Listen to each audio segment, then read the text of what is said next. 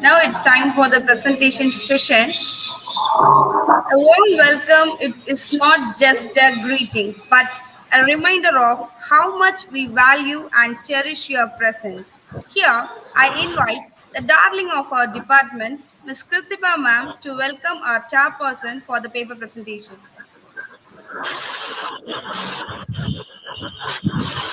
Good morning, distinguished guests, esteemed faculty, participants, and dear students. It is my privilege to welcome Dr. R. Vasuhi, esteemed Assistant Professor of English at Manonmaniam Sundaranar University, as the chairperson of our first panel today. Dr. Vasuhi's impressive academic journey, marked by her dedication to fostering intellectual curiosity and critical thinking, has been truly inspiring. With over a decade of experience as an educator, administrator, and researcher, she has made significant contributions to the field of English literature. As the head of the Department of English, director of the Center for Languages, and director of the Center for Technical and Academic Writing, Dr. Vasuhi has demonstrated exceptional leadership and vision. Her research expertise spans diverse areas, including Greek literature, women's literature, and African literature, with numerous publications and paper presentations to her credit. Notably, she has guided 6 PhD scholars to completion and mentored numerous students towards excellence. A recent recognition with the APJ Abdul Kalam International Award for Educational Services is a testament to her outstanding work.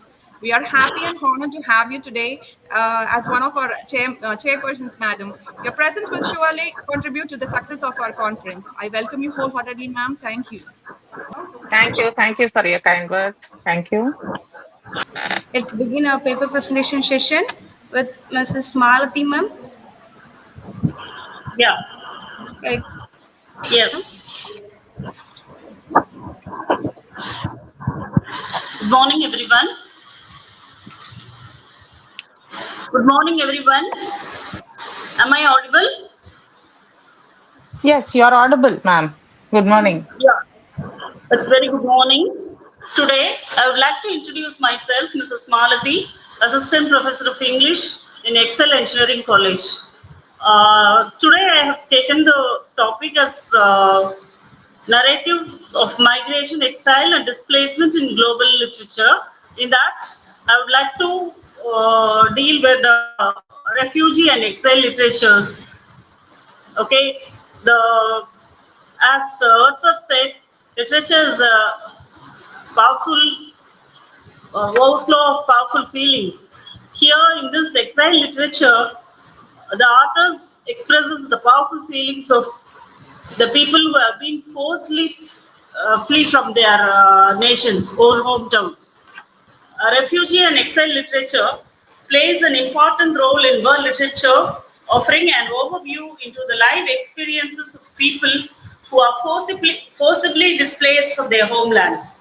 This article shows about the displaced individuals, whether due to war, persecution, or political unrest, or forced migrations, narrates these literature not only narrates the physical journey, but also the emotional and psychological, cultural upheavals that follows dislocations. Furthermore, refugee narrative serves as a counter discourses to state-driven that often dehumanize or erase the experiences of displaced population. By centering the marginalized voices, this literature compels readers to confront uncomfortable truths about nationalism, borders, and global inequality. It also forces the empathy and historical reflections and intercultural awareness in a time of increasing global displacements due to armed conflict, climatic changes, and persecutions. Refugee and exile literature stands as both witness and resistance, offering a crucial platform for unheard stories and urging more human understanding of migration and search for their identity. It occupies a vital and increasing urgent space in global literature. It transcends border, and language by expressing the voices of marginalized people, those who have been uprooted by war, political oppressions, ethnic cleansings, religious persecutions, or environmental disasters. These refugee and exile literature offers powerful narratives of trauma, their survival, struggle for survival, and resistance. These stories not only testify to personal and collective sufferings, but also preserve histories that risk erasure. They confront the readers with harsh realities of war, migration, and inequality while celebrating the cultural endurance and resilience of human spirit. Spanning continents and eras from Holocaust survivors, Vietnam's war, we can say Vietnam is both people to modern Syria, today's modern Syrian refugees. These literature reflects the diverse circumstances of displacement. It often arises border zones, refugee camps, diasporic communities who have been refugized, where their identities are fractured and their their voices have been marginalized. As global conflict and crisis continues to displace millions, refugees and exile literature has gained renewed urgency in the world of literature. It reshapes, foster empathy, challenges and stereotypes, and reshapes our understanding of home, their identity, and human rights. Ultimately, it stands as a vital component in world literature, amplifying the marginalized voice and illuminating the ongoing human struggle and adjustment and adaptability of their lifestyle. Refugee and exile literature is deeply bound with historical events, often reflecting the displacement and the experiences of people who have been forced to flee from their home countries due to political, social, and even cultural persecutions. The literature produced by these refugees and exiles offer rich historical references, shedding light on the broader geopolitical issues of that particular time. Refugee and exile literature reflects not only the personal experiences of exiles and refugees, but also the historical contexts that shape their displacement. The writers often describes the traumatic condition of fleeing one's homeland and adjusting to a new culture. It's very hard for them, and the pathetic condition of their emotional and psychological scars left by this exile. Even in classical literature, we can say Ovid's Tristia, the character laments his banishment from Rome. Even the Spanish Civil War and World War II produce a rich body of exile writing, including the works of Bertolt Brecht and Thomas Mann. After Spanish Republic's fall, many intellectuals, writers, and political figures fled Spain to escape repression, creating one of the 20th century Europe's largest exile communities. Most sought refugee countries like France and Mexico, facing decades of separation and longing and separation from their family, etc. Even film artists like Manuel de Falla symbolized the cultural loss of Spanish exile. Filmmaker Luis Panuel in My Last Child, which was released in 1983, reflected the exile's pain and returning to a changed homeland. Even the writer Max Arp, in his book The Refugee, explored the psychological and social struggles of displacement faced by the people. The Holocaust displaced millions Jews, Romani people, and even political dissidents. Many survivors become refugees across Europe and America too. Even the post-colonial exiles such as from South Asia, Africa, and Caribbean have contributed immensely to English literature with authors like Salman Rushdie, Derek Walcott, etc. The 20th and 21st centuries have witnessed a rise in refugee literature due to conflicts in Vietnam, the Middle East, the Balkans, the Syria, Afghanistan, and Ukraine. The partition of British India in 1947 triggered one of the largest mass migration in history, uh, displacing millions and communal violences. Sadat Hassan Mandu portrayed his horrors in stories like Taba Dek Singh in 1955 and Tanda Ghost, exposing the madness and brutality of that age. Even Khushwant Singh in Train to Pakistan depicted the human cost for partition through a powerful narrative of shattered communities. Bapsi Sidhwa in Cracking India in 1991 reflected on the trauma through a personal and cultural lens, focusing on the impact of partition on daily lives during the partition of India. When we talk about the other countries, the Vietnam War is the most important one. Due to Vietnam War, displaced many millions across Vietnam, Cambodia, Laos, particularly after the fall of Saigon in 1975, is part of the mass exodus of both people. The sorrow of war in 1991 explodes the trauma and displacement through the eyes of North Vietnamese soldier, capturing emotional scars left by war. The General Retires is another piece of literature reflects on fractured identities and lost hopes in post-war Vietnam. When we talk about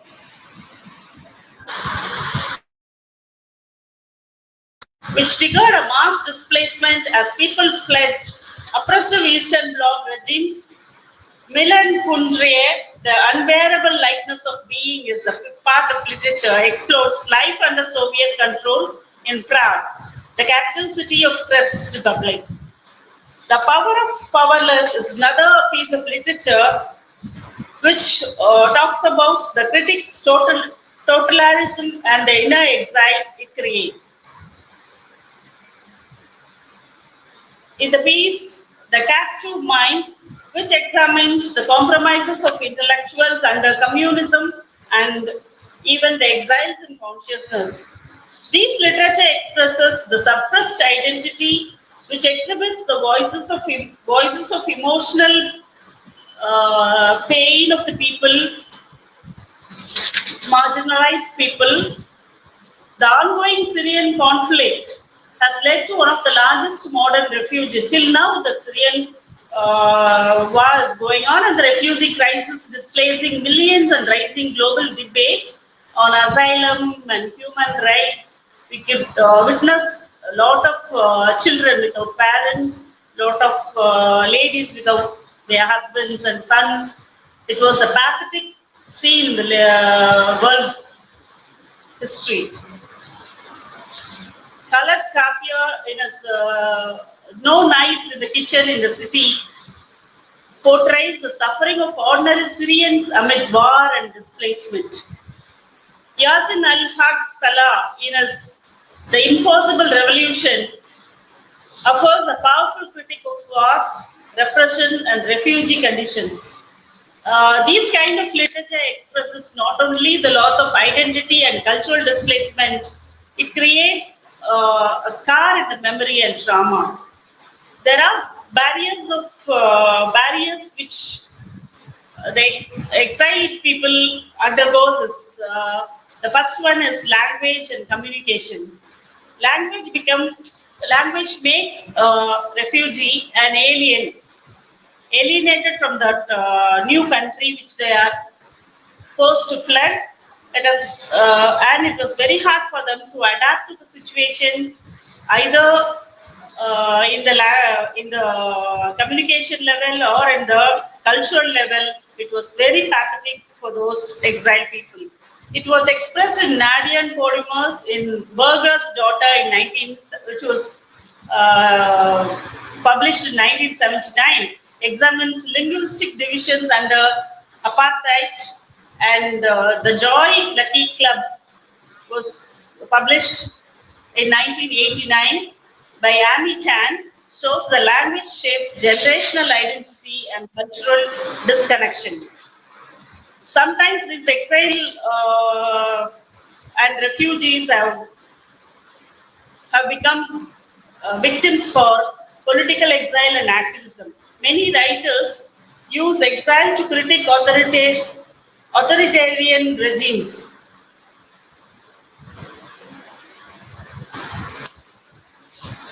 These exiled people are in search of new home, their new identity, and they are searching for their survival. This have been visually displayed in such literature. It displays affect not just exiles but their descendants. Jardia Smith White T portrays identity struggles of immigrant families in London. Randa Zara, in a map of home 2008, it was been published, examines generational trauma in a multicultural text. Some narratives contrast dreams of freedom with harsh realities. Here, Zora Neale Hudson's The Eyes Were Catching, The Eyes Were Watching God. It was published in 1937, metaphorically explores personal exile. The famous author George Orwell's depicts alienation under totalitarianism, resonating with themes for post-exile. Not only these exile literature shows a way for political reformations, but also it paves a way for spiritual journey. Exile can also serve as a path to inner transformation. Here, in the works of Naguib Mahfouz, explores internal exile in changing Egypt. Albert Camus' The Stranger captures existence alienation akin to spiritual exile. Even in the digital age, exile is being portrayed in another perspective. Modern technology reshapes the exile experiences, enabling virtual connections but also complicating identity. Here, Teju Cole,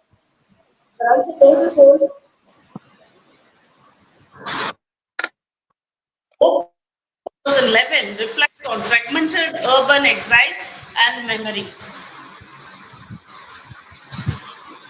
Mohsin Hamid's Exit West, which was published in 2017, uses magical realism to portray global migration and virtual displacement. The emotional and psychological experiences of exile is layered, often rooted in trauma, displacement, and struggle for identity, whether it is voluntarily taken or it was forced to them. Exile brings profound feeling of alienation, nostalgic feeling of their lost identity, and the present identity crisis and the struggles they are facing for survival. When we talk about alienation and disorientation, exile often experiences deep alienation, torn from their cultural roots and familiar surroundings. The discomfort of navigating to a new culture leads to their loneliness, confusions, and fragmented identity, everything.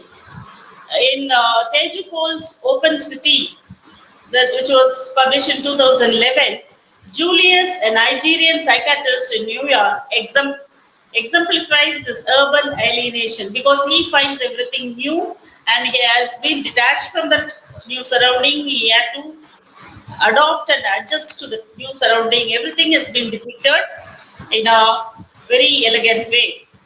His psychological detachment and disconnection reflects the broader emotional reality of exiles in a globalized world. It creates a nostalgic and longing feeling, the powerful emotions response to exile.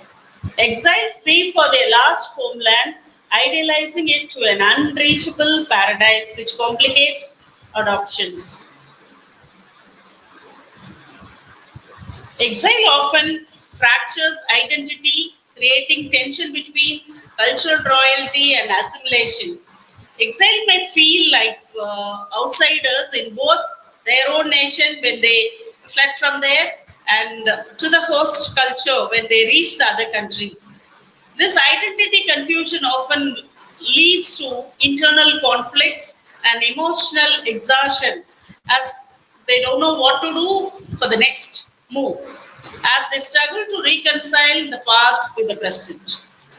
And when we talk about this survival and resilience, despite the trauma, many exiles exhibit resilience.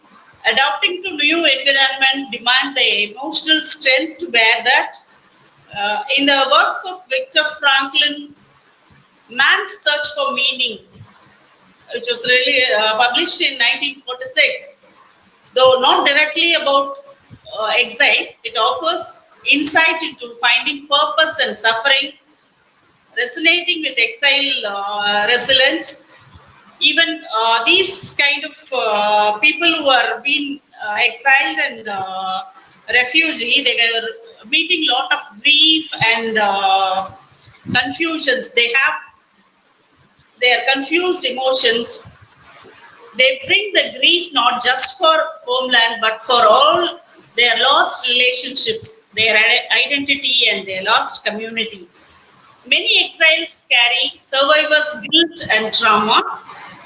In Khaled Hossein's work, The Kite Runner, which was published in 2003, Amir's emotional burden reflects a long-term psychological scars of displacement, regret, and even loss.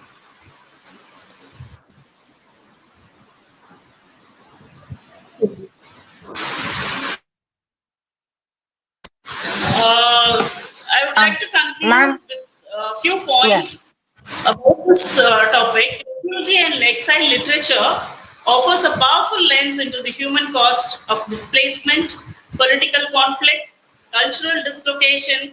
More than documenting the sufferings, these kind of literature gives a voice to the silenced, revealing the emotional and psychological cultural struggles of the people, those who have been forced to flee from their motherland. Through the themes of memory, identity, loss, and resilience, it challenges dominant narratives and fosters empathy and reflection in the literature. This kind of literature occupies a crucial place in contemporary discourse, highlighting not only the trauma but also the resilience and agency of displaced people. By entering, by entering marginalized voices, counter narratives to mainstream history and politics, confronting issues of xenophobia, statelessness, and cultural erasure. These creates unforgettable scars in the lives of the exiled people. With this hybrid forms, multilingualism and transnational perspectives, refugee literature enriches global literary traditions. It explores the fluid concepts of home, belonging, and identity, often using the fragmented structures to reflect the complexity of exile and the pain that gives to the people. Ultimately, these narratives urge readers to view borders not just as boundaries, but a space of conflict and transformation. In a world marked by rising displacement, refugee and exile literature remains essential, humanizing global crisis and reminding us that behind each statistic lies a story of hope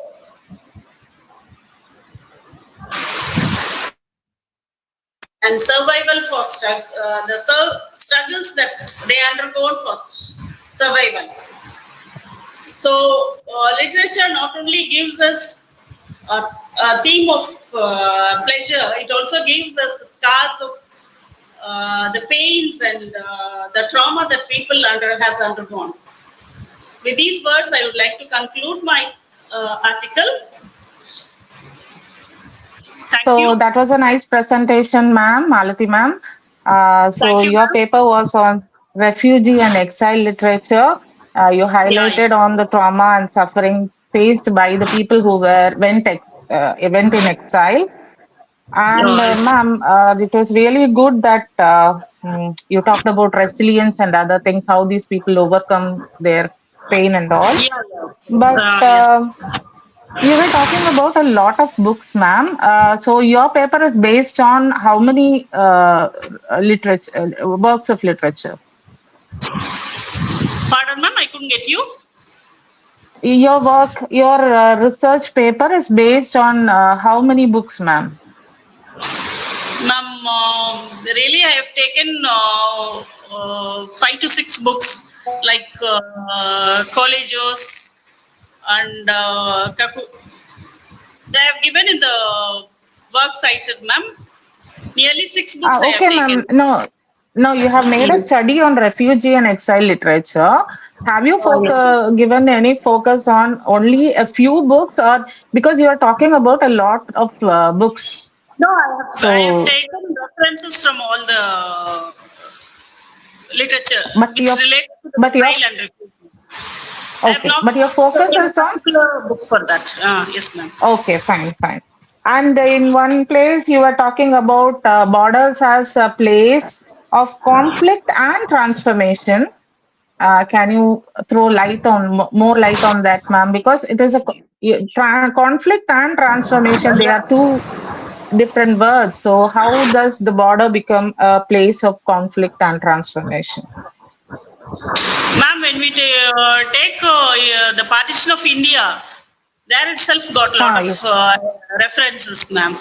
Because of border conflict, it arises. It arose and how it made people to transform from one culture to another, and they were struggling for exhibiting their own identity in their land, like that.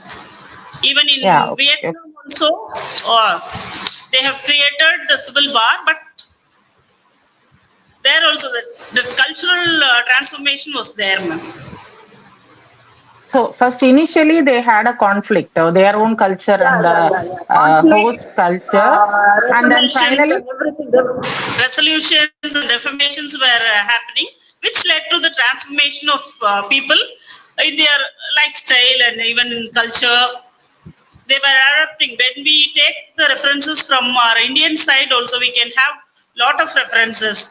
How Tamilians has fled from one place to another. Either it may be of their life survival, they would have gone. But in some cases, these kind of forcefully fleeing thing also has happened, as it has been done in Syria. So when they yeah, have yes, left on their way, even we can take references in Sri Lanka too. yes, ma'am. The Tamils Immigration is were different from forcefully. exile. So Yes, being ma'am. an immigrant is something different, and being a refugee is something different, and the pain and trauma that the refugees suffer is more than that of immigrants. Okay, that Immigrants. was a wonderful paper, ma'am. All the very best. Thank you so much. Thank you, ma'am. Thank So, you. Thank you, everyone. can we have the next participant and Let me. all participants? Yes, ma'am. Thank you, ma'am. Let me leave. Yeah, yes, ma'am. So the other following participants, please ensure that you finish your presentation within 5 minutes. So focus more on the findings and yes, so please restrict yourself to 5 minutes. Thank you. Next participant, Ms. Koru Sarah Grace. Yes, ma'am. Very good morning, ma'am. I'm very happy Good morning. to join in this conference because Welcome. I have learned a lot through sir's teaching and the present day situation. What we need that is exposed through this. And uh, the title of ma'am? Okay, ma'am. Okay. So the first of all, I would like to greet professors, doctorates, and my dear participants. Today, I feel honored to present my paper on Subaltern Voices of Women Resilience, which is a subtitle, a trauma theoretical recording of Sudha Murthy's House of Card and Gently Falls Buckler. First of all, I am very much happy to use the word subaltern. It is the meaning of this word is expressions, stories, perspectives of marginalized, oppressed people who are traditionally included, form dominant power structures and historical narrative. Was coined by Antio Gramsci. See, such type of current vocabulary, which is through the light of women in the society, it is really appreciable, and I'm really grateful to work on such type of heading. Thank you so much for the organizers who helped me to do this. Next one, I would like to introduce my author, who is Mrs. Sudha Murthy. She was born on 1950, Shigon, Karnataka, India. Author, philanthropist, former chairperson of Infosys Foundation. Writing English and Kannada, the novels and short stories and storybooks. Her themes are women resilience, ethics, Indian tradition, social justice. Her notable works, which I have taken as my research primary source: House of Cards, 2003, Gently Falls Buckler, 1996, Mahashweta and Dollar Bahu. She received awards in 2006, 2006 Padma Shri and 2023 Padma Bhushan. And recently, last year, she became one of the Rajya Sabha members. My objectives of this paper to analyze how Mridula in the House of Card and Srimati in Gently Falls Buckler embody trauma and resilience in patriarchal context. To examine how silence, emotional labor, and ethical choices evolve into self assertion and agency. To apply trauma, Kathy Kurtz and Herman's theories and subaltern intersectional frameworks, Spafik and Cranshaw, in imparting Murthy's women critic narration. Next, I would like to give a brief explanation about abstract of my paper. Murthy novels highlight subaltern women's trauma, resilience, and identity. Theoretical lens of trauma theory, subaltern studies, and intersectionality. And I have focused on Mridula in House of Cards, Srimati in Gently Falls Buckler. The journey in this paper, it is a silence, resilience, and empowerment. Yes. Next, it is a brief introduction that about my two novels, which is focused on this paper: patriarchal and capitalist Indian society as a backdrop, women's struggle, silencing, neglect, resilience. Murthy portrays women as an active ethical agent. Next, as a methodology of in my paper, trauma theory, Kathy Kurtz's unclaimed experience, and Herman. Here I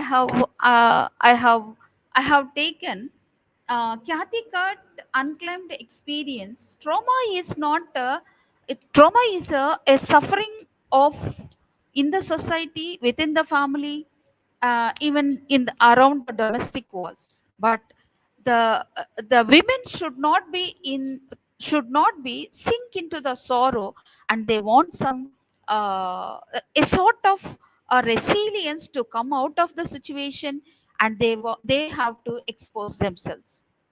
And here, even Spivak also, she told that if women cannot be stopped, the women has to raise up from their situation, and they have to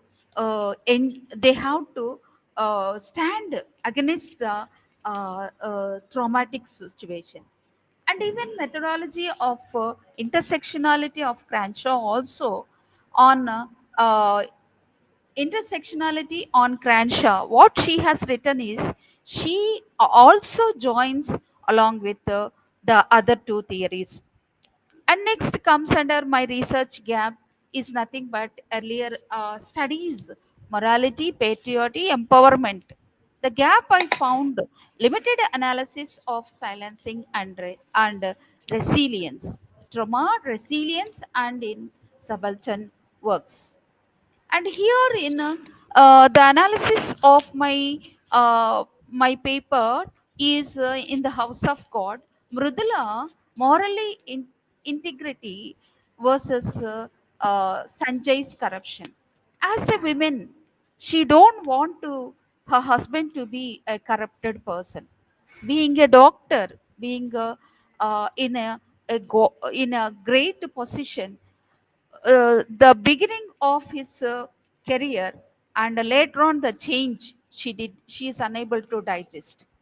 Here we can understand that the traumatic situation is she was morally injured inside domestic sphere. The resilience is she's refusal to accept unethical prosperity. Generally, in the society, there are two types: ethical prosperity, unethical. So, here, Mrudula, her husband is followed unethical, which is not correct. And here we can see the walls are fragile. Next one, Gently Falls Bakula. Srimati, she was so brilliant. She was silence also, but she don't want to be like that. She was deferred intellectual life, and departure independence. She wants to achieve her memory, constancy, and selfhood.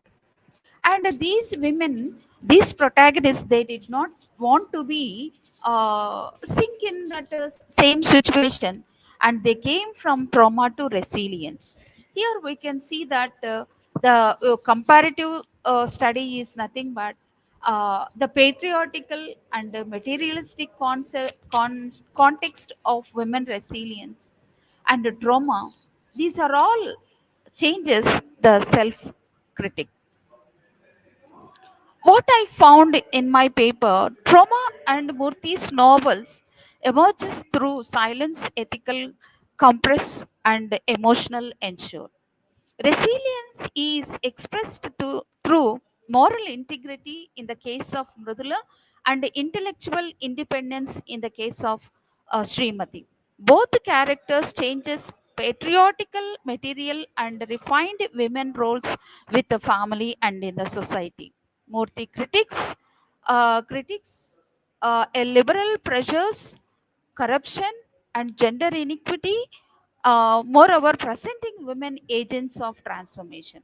Within the family, also, women is a great source of agent to get transformation. As if I have used the word intersectionality, she can change the men, she can change the children, and rest of the family members. As I would like to conclude, Srimati and Mudula exemplify subaltern women who really reclaim voice through resilience. Their journey illustrates how silence transforms to the agency and selfhood. Murthy bridges trauma theory, feminist critique, and Indian social realities. Offering new perspectives of women empowerment, her works reform the relevance of literature in addressing social justice and gender equality in global South. Thank you so much for listening my presentation very patiently. Thank you so much. So, yes, Ms. Sarah Grace, can you switch on your video? We Yeah, would ma'am. like to Yeah. see you. Yes, ma'am. Thank you, ma'am. Thank you. Okay. Can you see, So ma'am? that was the noted. One second, ma'am. Uh, Yes, ma'am. yes, I can see. Yeah. Hi. Yes. Okay. So that was a good presentation. And so can you have selected three of Sudhamurthy's novel, I guess. No, ma'am. Four actually. Dollar Bahu, Four. Mahashweta. But for this paper conference, I have selected only two, ma'am. One is House of House of Cards, Cards ma'am. And second one is Gently for Balls Bakula. These two books. oh, okay, okay, okay. Can you see, ma'am? So yeah, yeah, yes. Can Yes. can you please tell me the rationale behind selecting these two works for your paper? Ma'am, actually, uh, the borders, bodies, and belongings, which attracts me. It is actually acronym, which attracts me. The three words are included while writing these two novels, ma'am, because protagonists will stand in the place of bodies, borders, and the border layer of Sudhamurthy's works are the women should come out of the situation. That is, she represents middle class families in the society who are really undergoing the struggles in the society, and the protagonists who are there in the novels, they are not escaping the situation. In order that they are transforming the lives of family members within the novel, she has set an best example, so that the readers of these novels, the writer who writes research papers, they can expose that we cannot avoid the situation in the society through the domestic walls. We can transform the lives of women in the society. This is that is the reason I have selected, ma'am. Okay, yeah. What do you think borders are? Borders are, do you think they are boundaries? Do you think that borders are something which women should cross, like cross the gender stereotyping, or as boundaries that is limiting women in all ways? No, no, ma'am. As you said, women are not uh, no drawing a border. They are not in the circle of their With life. Okay, okay, and they wanted to come out of the situation. They wanted to stand. The education is helping them to come out of the situation, so that they are not fighting in order that transforming the lives of family members or society. This is my understanding, ma'am. okay. So actually, now we have a lot of laws and acts that Yes, protect women, yes, and ma'am. so I think it's not a big issue. Now it is in our hands to cross the border rather than being in that. Okay, Hundred thank you so percent, much for the one. Yes, ma'am. So that was a nice paper. Thank you. thank you, ma'am. Thank you so much. So Okay. the next participant, please.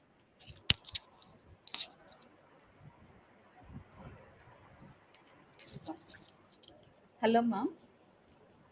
Hello, Ah, ma'am. yes, you can leave, ma'am. Because The I next have participant. class, ma'am. Class, ma'am. Yeah, yeah. Oh, okay, okay. All the best. Thank you, ma'am. Thank you. Next, I would like to call Mrs. M. Satyaprabha to present the paper.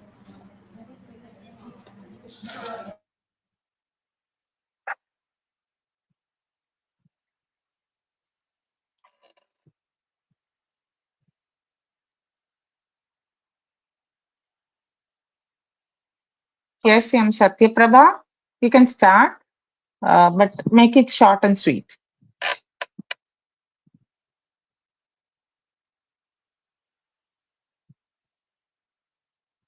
Satyaprabha, I think you should unmute yourself. Your mic is muted.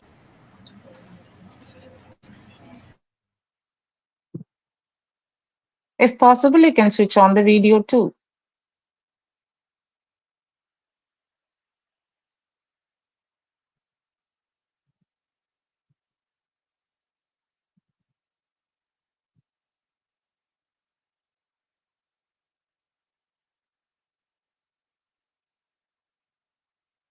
So, dear participants, feel free to make the presentation. It's your paper, so I may ask questions, but it won't be so hard at all. Feel free. Let us make this interactive so that it will be useful to the other scholars too. Satyaprabha, I'm not able to hear you.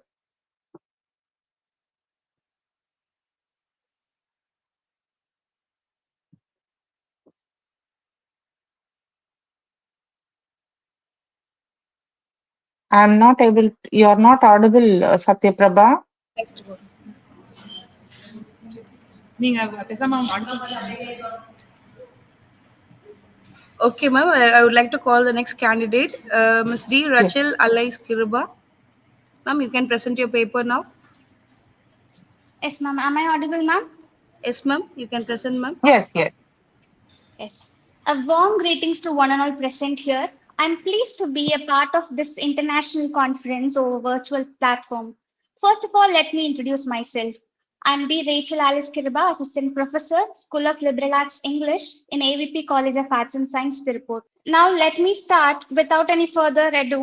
My title here goes on Between Two Shores Cultural Displacement and the Search for Self in Oleander Girl by Chitra Banerjee Divakaruni. This is a very familiar name that most of the people might have heard. She is a very famous Indian writer. It is very obvious that I'm referring the two shores as the cultural displacement and the search for self. Let me take these two words, displacement and searching for self. How will you be searching for self when you are being displaced? So it is completely contrary within their selves. So where will we be positioning ourselves in this? What will be our identity then? So this paper, I think, will definitely give an answer. So before proceeding into this, let me give a small narrative about the author Chitra Banerjee Divakaruni. She is an Indian-born American author and a poet who has received American Book Award for her work Arranged Marriage.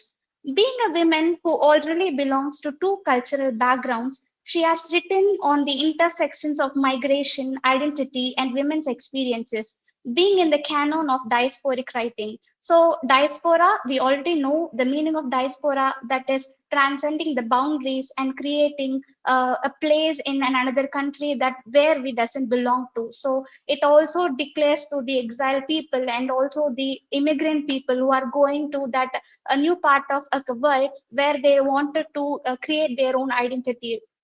So one of the major themes of Devakani's writing is transcending boundaries. So what might be transcending? It is not only the boundary she's transcending within the country from from one country to another country. It is also regarding she is transcending the person itself. So how a person is changing from a perspective of being in one place to changing into another place. So I am coming to the title Oleander Girl. So why I chose this title? This Oleander Girl itself denotes, stands out for its poignant exploration of cultural displacement and searching for oneself. So, if we are saying that what is searching for oneself, we'll definitely find out by the proceeding of the novel Oleander Girl.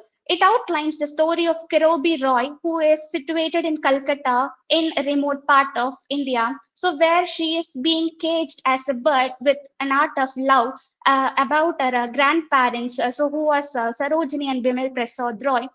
She was born. She was born in a very conservative family where she couldn't go outside and do anything at all.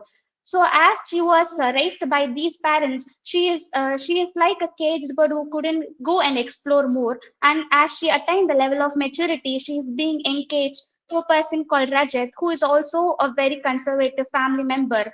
So there is a twist of turn comes before the night of her engagement, that she visualizes a dream of her mother, which embodies as a person, but she is not alive. So as Anu, the mother of Karobi, was already dead while delivering her, so she is standing in front of a window and showing, pointing out to some kind of ocean. So what might be there beyond the ocean? So now Karobi finds a purpose and sees that what might be lying beyond the ocean. So let me say that, so why is that title? The oleander girl comes, the title comes from a flower that we usually see by the roadside or is in a garden. So the flower is actually a replica of beautiness. So if I'm able to present the presentation, I might be showing you the picture of oleander. So the flower itself is beautiful, it poisonous, fragile, it resilient. So we can question that how can a flower be resilient? So a flower cannot be resilient, obviously, but the resilient nature here denotes that whoever touches the beautiness of flower will absolutely has the punishment of death. So that poisonous the flower is. So that is the actual characteristics of resilience. So the same characteristics of resilience could be seen in the characteristics of Kerobira also. So how can a girl who is as caged as a bird in a conservative family is being as person who is being resilient? So we'll let into that also. So there is a turning point coming in Kerubi's life where she learns that she doesn't belong to India. So we are seeing that already she belongs to India, Calcutta. She has born in that, but how is she being belonging to some other else country? So now she is learning a new turning point, that is her father, that is the person who was told to dead in the previous years of her life, is American. So that is he is an another country person and she is going to find him. So also she's coming to know that that father has already been dead, is coming to alive, that is he is staying alive. So she wanted to search for a father to find her true identity. It is not in the novel that where is she going and how is she finding her father. It is about the girl who was very shy and introverted in nature is going beyond the boundaries to reach for her father. So that resilient nature could be seen here. So she couldn't even set out her foot out of her own home, but she is going out to do something that is beyond even imagination. So now, after finding her father, so what will the identity she'll be choosing? That is the main thing we want to see. So we'll be saying that she might be choosing American identity because she belongs to the America, and also her father is alive and his mother is not. So we can simply say that. But Karobi, leaving all that beyond, she's choosing a midway of identity, that is a third space. She's creating a third space. We can say that the hybridity that we can see that by the unifying culture of both the American and Indian culture, she is choosing to be a mixed culture within herself. So we can see the living examples all through this in this world. So what are all the findings that I found in this novel is basically the embracing hybridity. So how can we embrace hybridity? By accepting that, obviously. So we cannot say that I belong to this culture and will be living by that culture. So even we are saying that we are all Indian by birth, we are living in the westernized culture, we are adapting that. So we must accept the fact and just move on. So that was the main part that Karobi understood and has attained the level of maturity to accept and adapt the culture. So Oleander Girl illustrates that identity is complex, hybrid, and fluid, rooted in crossing and reconciling boundaries, illustrating how the search for self is not about choosing one shore over another, but about inhabiting the space between two shores. So, between two shores, that is the actual title given by me in the paper. So, now with the quote, I'm concluding, not until we are lost do we begin to understand ourselves. Without being lost, nobody could be found. Thank you so much.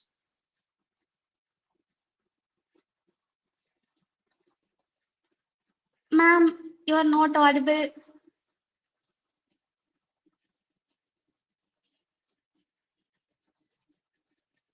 Sorry, ma'am.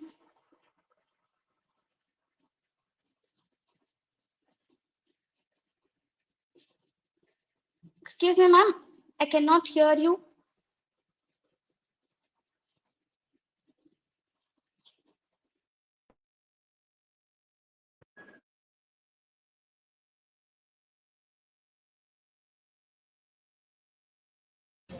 Wait for a minute, ma'am. Yes, ma'am. Just wait for a minute, ma'am. She's joining again. Okay, ma'am.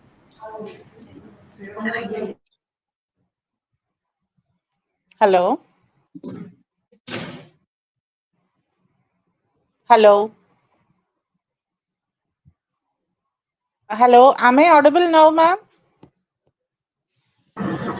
Yes, ma'am, you're Ma'am? audible, ma'am. Okay. So, Rachel, that was a very good paper.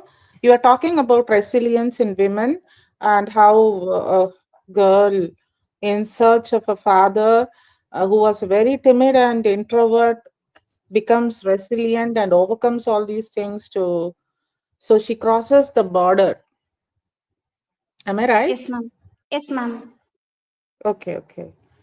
Um, so, uh, so what is in what according to you, you have written a research paper on resilience. Yes, So, ma'am. in what way do you think women should uh, come out or become empowered? How do you think a girl can become empowered? Yes, ma'am. In my point of view, the title of the conference is saying that border, bodies, and belongings. So I have Hmm. chosen that belong. Okay. Hello.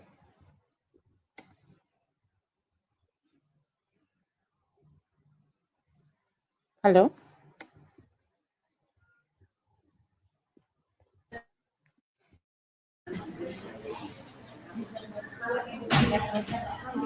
Hello. Just a minute, ma'am. She has logged out.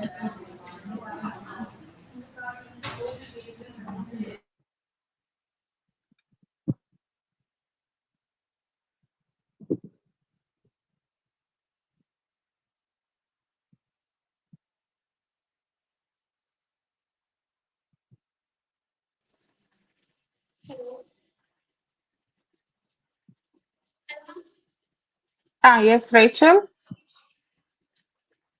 Rachel.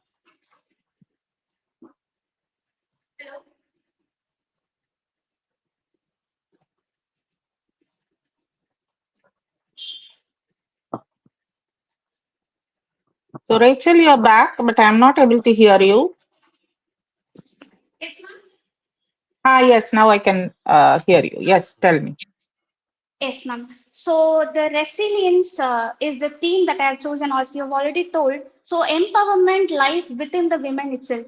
So they are all searching for a particular belonging. So in this conference title itself, we say that borders, bodies, and belongings. So I have chosen exactly the belongings. Women is searching for a separate place as a belonging. So they want to belong in any other place, that they want to belong in their in-laws place and also their parents' place. But I am saying that women should create their own identity by adding something to their name. Then their name was given by their parents. So that's they all can do. And now the women should create a new identity within themselves by exploring themselves. Even in my paper, I have taken this work. Kerobi Roy is a very simple character. The only trait that added is that she has come out of her comfort zone. So that has actually made her to create an identity by herself.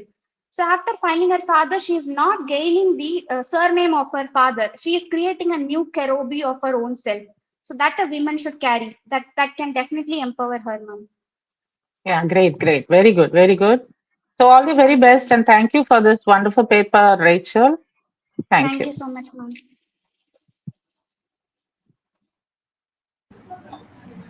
Thank you, ma'am. Next participant. Next, Mrs. M. Satyaprabha, ma'am, you can start your presentation.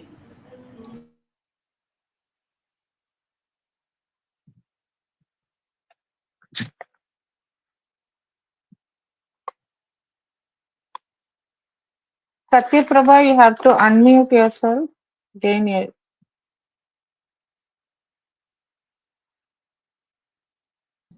Hello. Good noon to Hello. all. Yes. Ma'am, am I audible? Yes, is this Satyaprabha or Punita? No, I am Dr. Punita. So, okay. So, Dr. Punita, welcome. You're presenting a paper? Yes, ma'am. Okay, ma'am. Yes. You are Okay. very much audible. Yes. Okay, thank you, ma'am.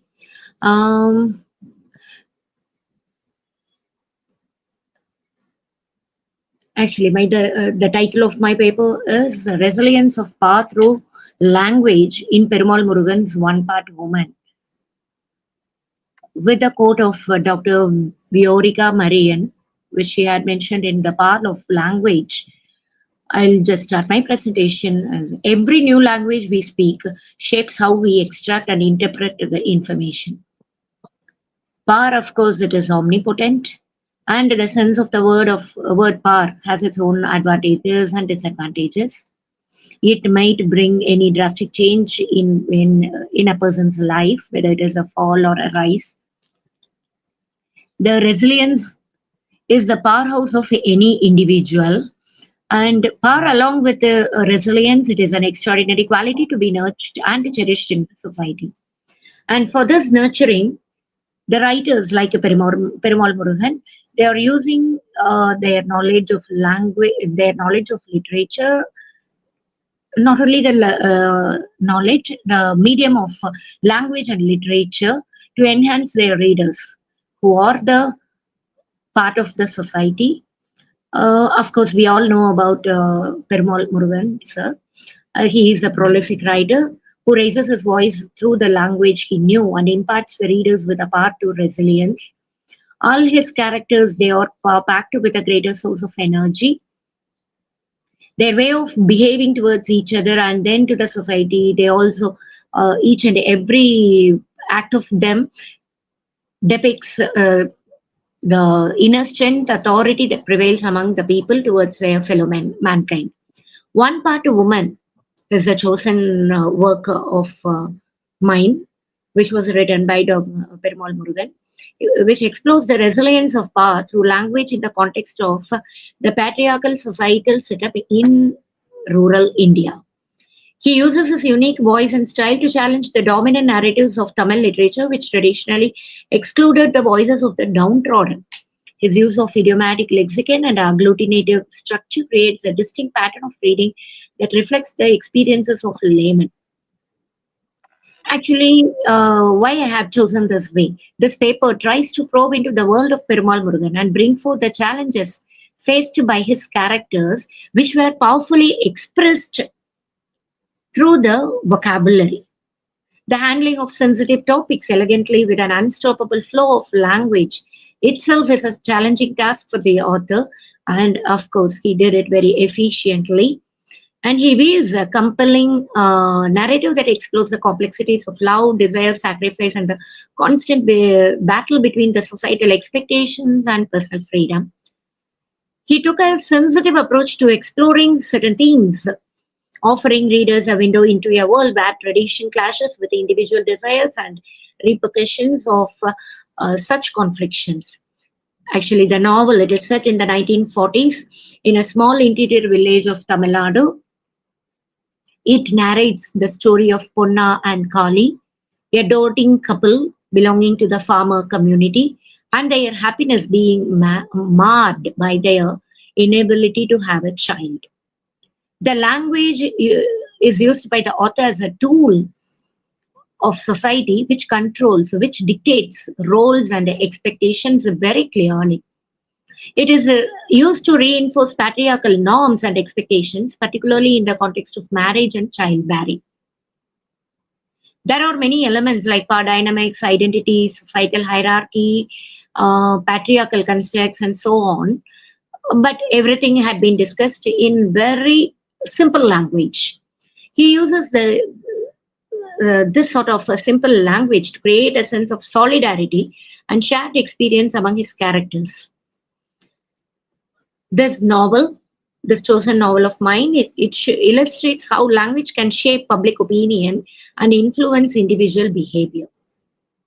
Ponna, she is one of the leading character in this novel. She is a loving, doting, obedient, and subservient wife. The kind of every man's choice and imagination, who comes running at a snap of her husband's fingers. Ponna and Kali, they had been married for 12 years, and not having any child of their own is their only sorrow. And when they don't have any heir, the society never leaves the choice to the couple. Instead, they started some rumors and gossip surrounding both of them. And we're talking about the infertility in a way like a woman without a child is like a flower without fragrance, which highlights the societal expectation that women should bear children and the pressure that accompanies that. The pain and inflictions of the pain are clearly pictured by the author. They are ridiculed, ostracized by each and every individual of that village. They are verbally abused as barren and are shamed about their infertility at every chance that crosses the other people. The following sentence from the text, it illustrates how they were talked about in the society. The villagers would talk, and their words would be like knives, cutting deep into their hearts.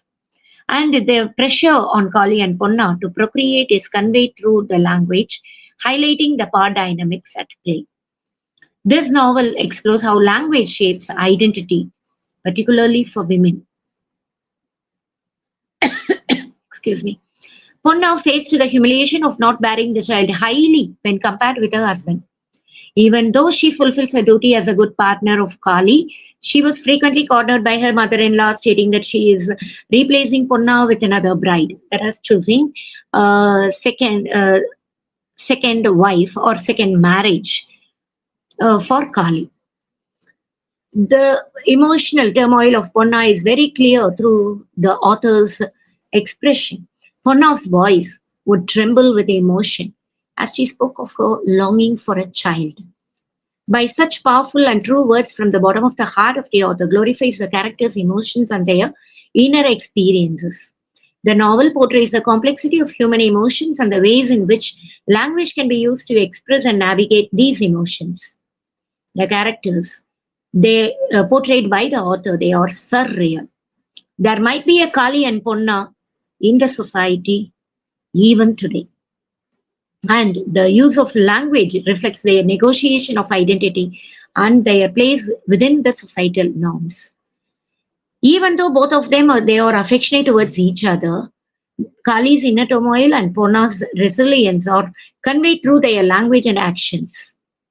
Ponna's eyes would flash with anger and her voice would rise in defiance, highlights Ponna's resilience and determination as she navigates her identity and plays within the societal norms. The novel clearly explores the complexities of desire and intimacy in their relationships. Kali is very affectionate. Being a grown-up person, he often gets scolded by his mother for his affection towards his wife. He was actually glorying Ponna. He was that so doting her. But he ignores her scolding. Kali's love for Ponna is deep and abiding. By the words, "You are the apple of my eye, my pearl, my treasure." The novel highlights how language is used to assert, maintain, or challenge power dynamics, particularly in the relationships between men and women. It plays a crucial role in constructing and reinforcing notions of masculinity and femininity. The novel highlights how language can be used to assert dominance and control over others. The expectations placed upon women can be suffocating, denying them the freedom to make their own choices. This highlights on the suffocating expectations forced upon women, thereby curtailing their freedom to make a decision of their own. When Ponna is facing this sort of obstructions, Kali's is of another type. A man without a child is not a real man. Reflects the societal expectation that men should be able to father children and the impact on Kali's sense of masculinity. They are intrigued with so many doubts, first of themselves and secondly of their own family members.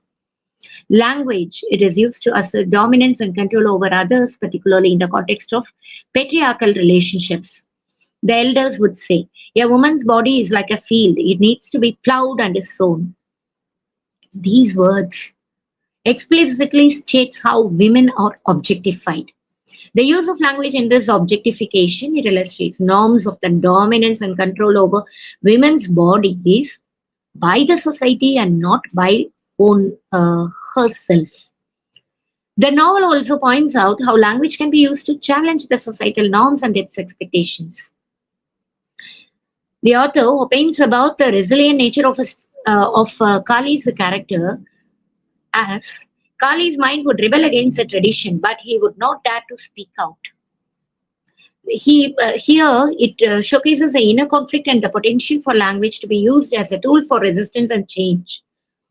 Further, it emphasizes on both Kali and Ponna's determination to find a solution to their infertility, stressing their resistance and their willingness to adapting to the changes. Meeting many astrologers, visiting temple after temple, and trying out all the suggestions offered to them by their kith and kin, they were forced to make a final decision in making their dream of a child to come true. The couple, after a long time, are desperately pushed to the brink. The longing for a child can consume a person's every waking thought, encapsulates the desperation and yearning experienced by every couple in the society who yearn to become parents.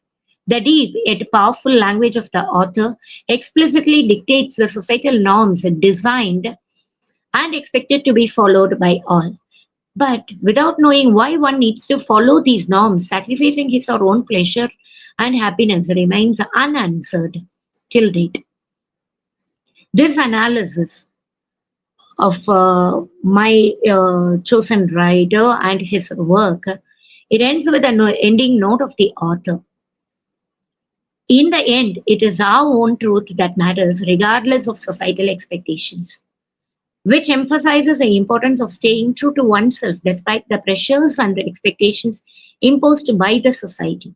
And through his medium of writing and the powerful tool of language, the author insists that on embracing our own truth, one can lead a more fulfilling and meaningful life that aligns with the core essence, transcending the limitations imposed by society's stance. Thank you for your patience listening, ma'am. With this, I'll end my presentation. Any queries? Dr. Punita, that Yes, was a ma'am. really good paper.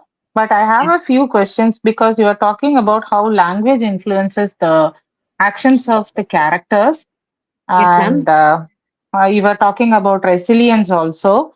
So my Yes, ma'am. first question is Mhm. resilience alone a solution for marginalization or oppression?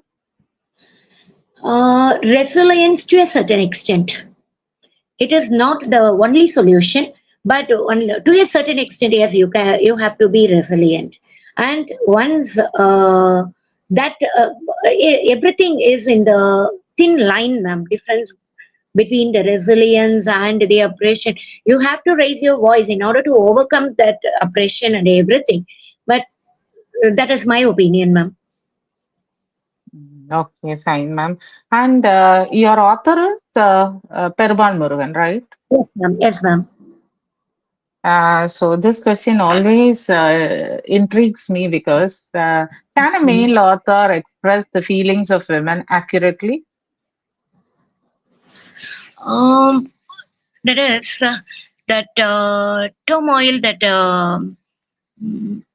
emotion that women faces. Yes, ma'am. Because we all know, being women, we all know what will be the situation, consequence, if we are in that same situation. Okay. Anyway, ma'am. Okay, fine, ma'am. And you are also talking about expectations of the society Yes, ma'am. actually suffocates a woman so much. Yes, ma'am. So you were working on this paper. So based on your experiences or reading, do you think what do you think? What is the solution for Ma'am, we avoiding can't this live. kind of suffocation? No, ma'am. We have to take the life as it flows, ma'am. We cannot. Mm, there is the society cannot. We cannot be enslaved by the society, but we have to be very cautious and we have to live according to our conscience. So no Because one need for a suffocation like this. Yes, ma'am. That is there. Yeah. I when I read through the novel, I felt it is your life. Why are you taking this so into your heart, and why are you dwelling that? Why are you considering this as a suffocation? You come out. That was the idea that crossed my mind when I read through this novel, ma'am. There are other Okay. alternatives. You have to go for it, but in 1940s, it is impossible. Now Okay, it's ma'am. And okay, okay, that's nice. Yeah, actually, when a woman is not able to conceive, I think the society puts the whole pressure on the woman rather than the man, who can be the reason behind that yes, in a ma'am. majority of ways. So Yes, ma'am. anyway, we have to voice out this to come out of this. That was a wonderful paper, ma'am. Okay. Thank you so much. Thank you, ma'am. Uh, Shall I Thank sign out, you. ma'am? Yes, ma'am. Shall I sign out, ma'am? Yes, ma'am. Yes, you can, ma'am. So I'm calling the next participant. Okay, ma'am. Okay, thank you, ma'am. All the very best, ma'am. Thank you. Thank you. And next, I would like to call Dr. Johnson to present your paper. Good afternoon, ma'am. Good afternoon. Ma'am, am I audible, ma'am? Yes, you're audible, and I can see your slide also. Yes, ma'am. Yes, ma'am. Good afternoon to especially chairperson Dr. Vasuhi, ma'am. The way you are asking question was fantastic, ma'am. The way you listen, the person also that was fantastic. Now I would like to talk about my topic: migration, exile, and displacement in the works of Anita Desai and Kiran Desai. And Anita Desai and Kiran Desai are Indian writers. Everybody knows about that. I want to give the small introduction about Anita Desai. She was Indian novelist and also professor. And she won some awards, Padma Bhushan, Guardian Children's Fiction Prize. And we'll move on to the next writer, Anita Desai. She is the daughter of Anita Desai, everybody knows. And she has written two important novels, The Inheritance of Loss and Halabala in the Goa Orchard. And she also won the awards Booker Prize and National Book of Critics Circle Award for Fiction. So here, migration, exile, and displacement are some of the most important themes in the post-colonial literature. They reflect the struggles of individual and communities who move across borders, whether voluntarily or by compulsion. Such movements bring identity crisis, cultural negotiation, and diasporic struggles. Ma'am, can you change the slides, ma'am? First slide. Ma'am, can you change the slide? First slide, ma'am. Yes. So here, Anita Desai focuses on the psychological and emotional aspects of alienation and how individuals feel lost, rootless, and fragmented. But Kiran Desai is totally that not against Anita Desai. No, she follows the next level. On the other hand, situates migration in the globalized political context, showing how economic inequalities and colonial legacies affect migration. Next one, ma'am.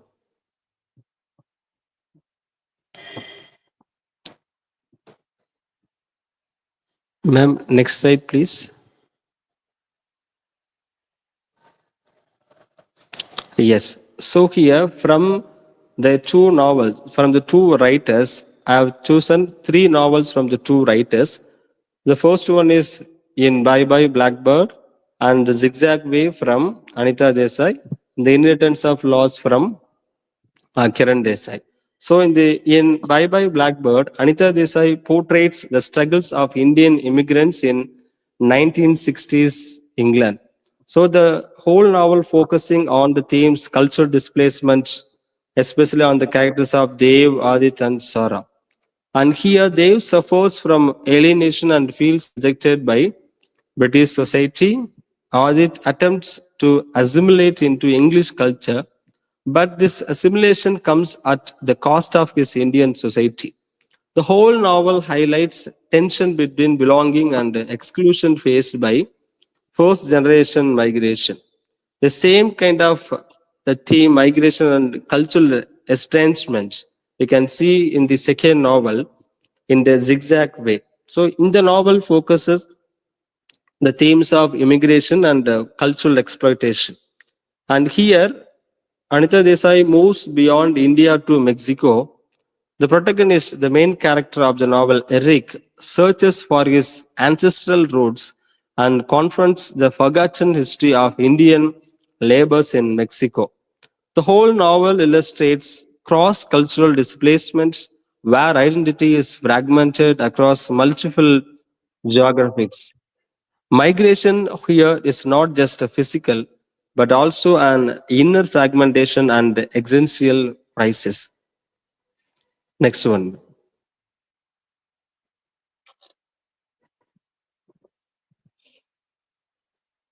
Yes. So, globalization and fractured identities in Kiran Desai's work.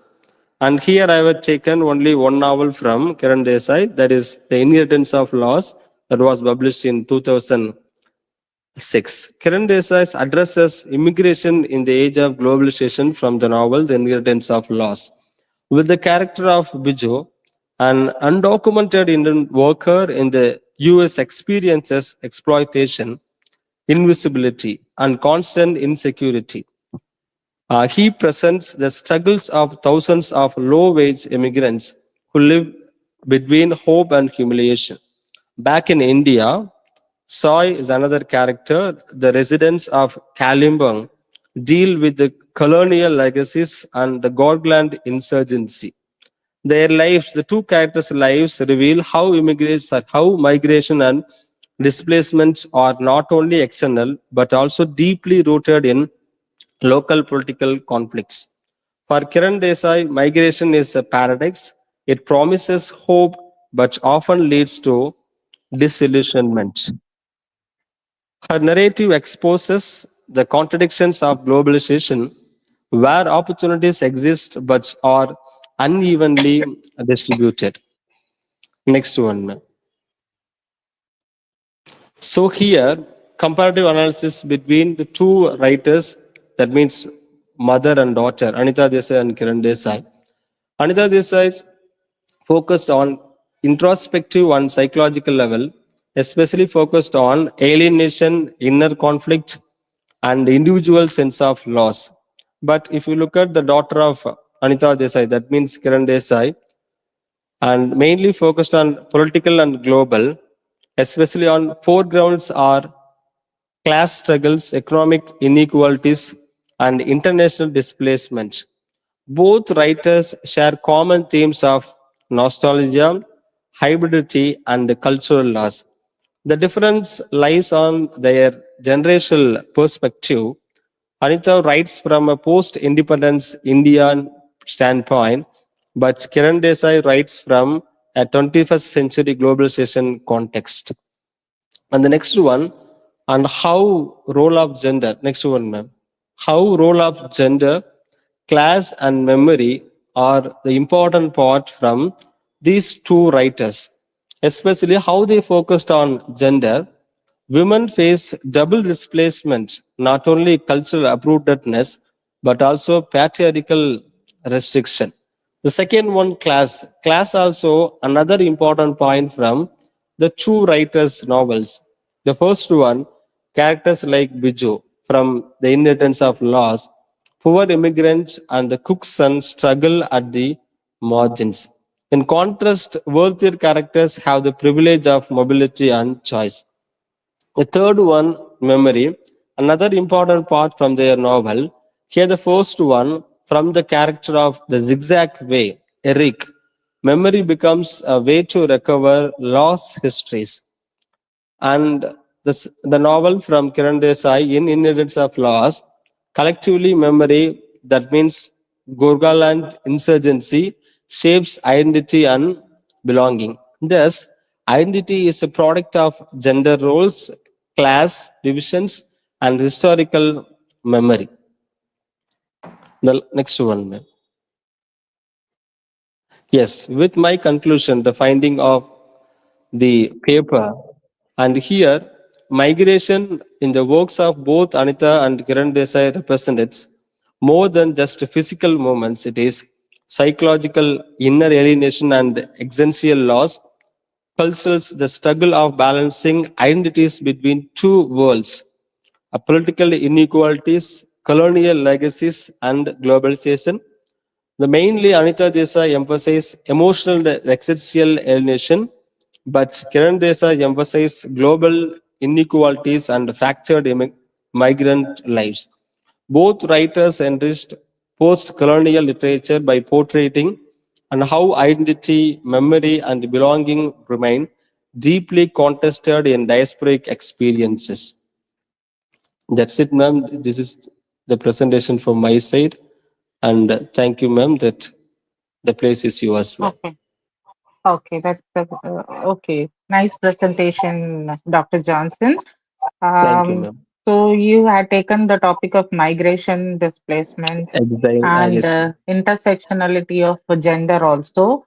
We're talking Yes, ma'am. about how women are doubly displaced both culturally and uh, politically, right?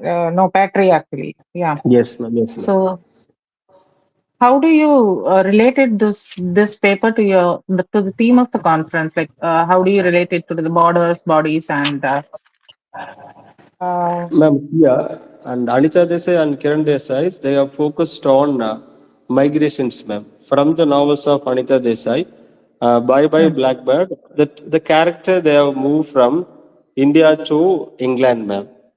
And okay, here, from the novel of Kiran Desai, Biju is a character from move from India to US. And here, from the characters of both novels, and they have faced lot of problem when they moved from India. That means their own land to their other country. And here, hmm, both mother and daughter, they are focused how much they struggled a lot when they moved from one place to another place. hmm.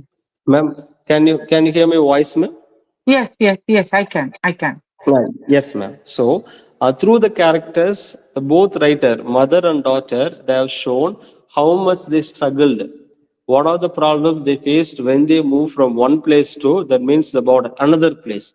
So, this is what I have found from their novels. So that is crossing borders. Yes, Then ma'am. there That's also they face yes, objectification, cultural. women, Yes, ma'am. Yes, ma'am. They have faced a lot and of then problems. finally sense of belonging. So identity crisis. So that is how you have Yes, ma'am. structured Yes, your yes, yes. paper. Yes, ma'am. Okay, thank you for your wonderful presentation, Dr. Johnson. Thank you so much. Thank you, ma'am. I would like to thank all the members and the chairmen then who helped me a lot to present the paper. I don't know the person's name who was following me from yesterday to till now. I would like to thank all the person and I would like to thank the HOD ma'am and other faculty members for giving me this opportunity to present the paper through online mode. Thank you, ma'am. The special thanks to our Thank. chairman, Dr. R. Vasuhi, madam. Thank you so much, ma'am. It was nice to have you with us, Dr. Johnson. Thank you. Thank you, ma'am. Thank you. Thank you, So the sir. next participant. And next, Maithili, ma'am, are you ready to present your paper? Yeah, yes, ma'am. I'm ready to present. Okay, ma'am, you can. Okay. Yeah, good afternoon, everyone. So it is my pleasure to present my paper titled Narrative Fracture and Diasporic Identity and Symbolism in Jumbalagari's Lowland. I have taken this topic from the novel named The Lowland from the author Jumba Lahiri. So he is one of and most popular Indian author. Of course, we know Jumba Lahiri is one of the most acclaimed diasporic writer, and her works often deal with the struggles of identity, memory, and belongings, and they were thinking about the past and which has some connections with our present and future, and especially among the immigrant family.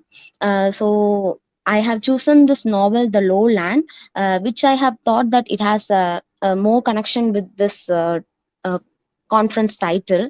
So The Lowland, she tells the story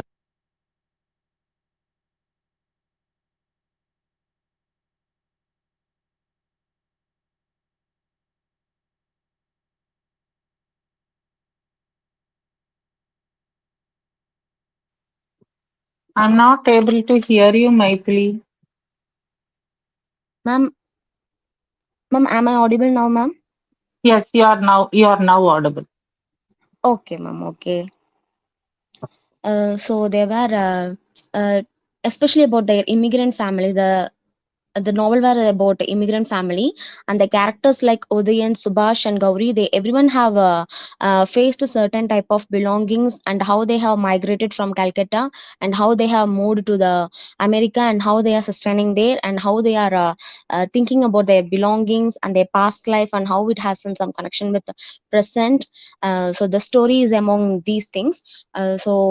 What makes this novel particularly powerful is not just the story, but how the Lahari has make fragmented, how it has narratively fragmented, and it is a non-linear fragmented narratives, and moving from the past and present. So it is not structured in an a normal tone, and it has some deviations from present and past. The story is about present and past, so that's what I have chosen, that this.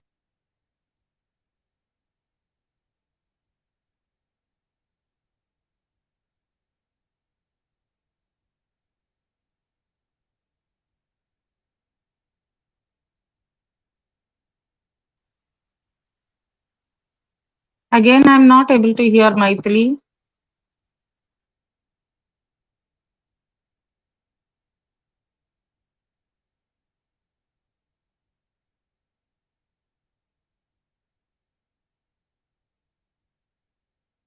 Hello, ma'am, audible? I'm audible now? Yes. Now you are audible. Okay, ma'am. Okay.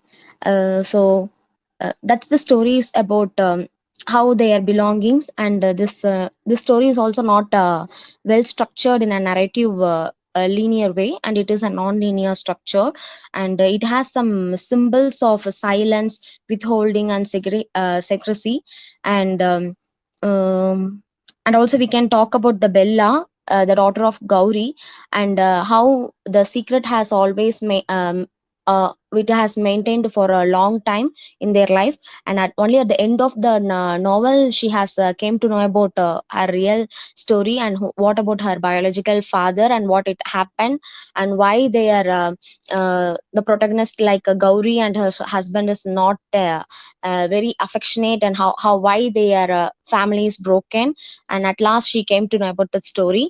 So this novel has some contracts like landscape of.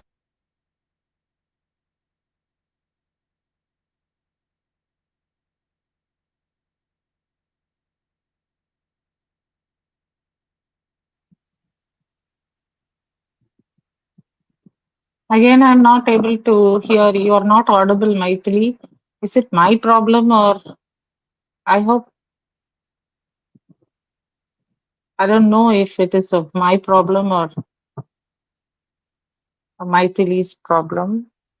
Hello, ma'am. Am I audible now, ma'am? Now you are audible. Okay, ma'am. So even I have chosen some diasporic scholars' ideas also, like Rohin and Robin Avdar and Stuart Hall also. So that's the conclusion, ma'am. That's my title and the paper.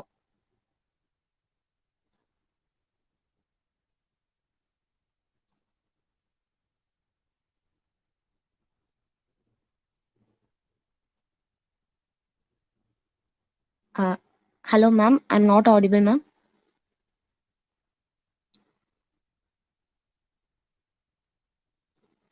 Hello.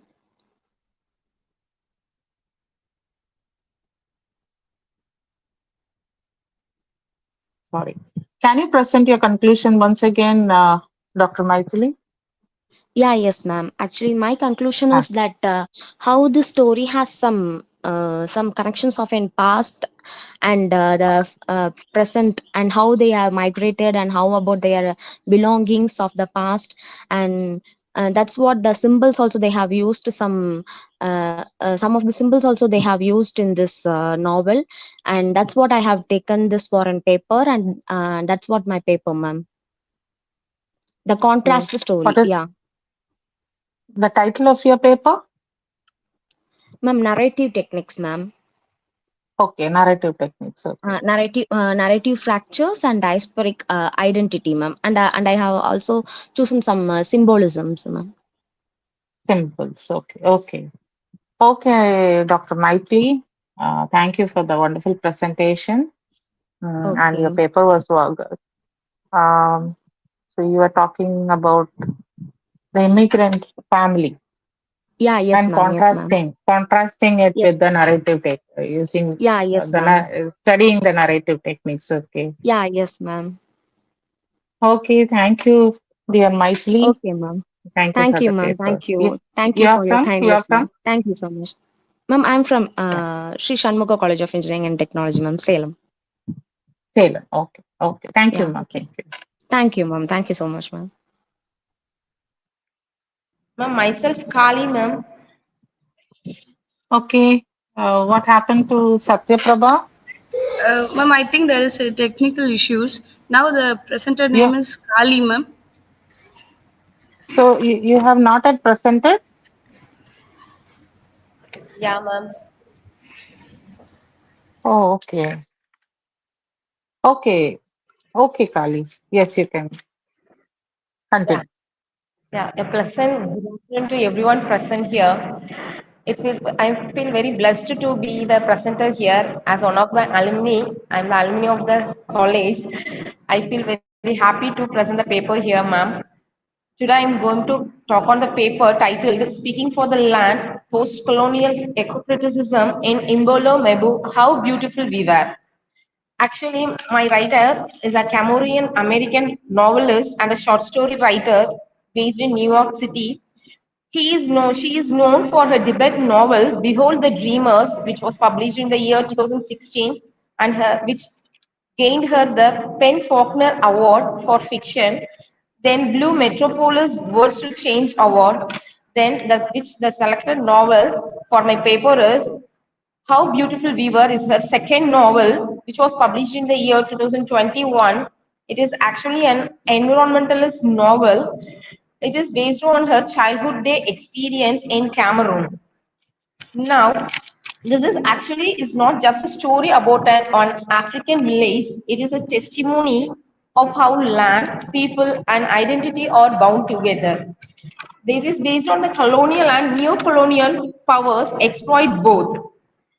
Let me begin with the context that Imbolo, a Cameroonian American writer, set her novel in a fictional village named Koswa. The people of Koswa usually they live with nature, they live close with nature, their land, rivers, and forests sustain them. But every situation, all that situation changes when an American oil company, Pixton, drills their land. Or due to drilling, the oil spills. Due to the oil spills, the water poison.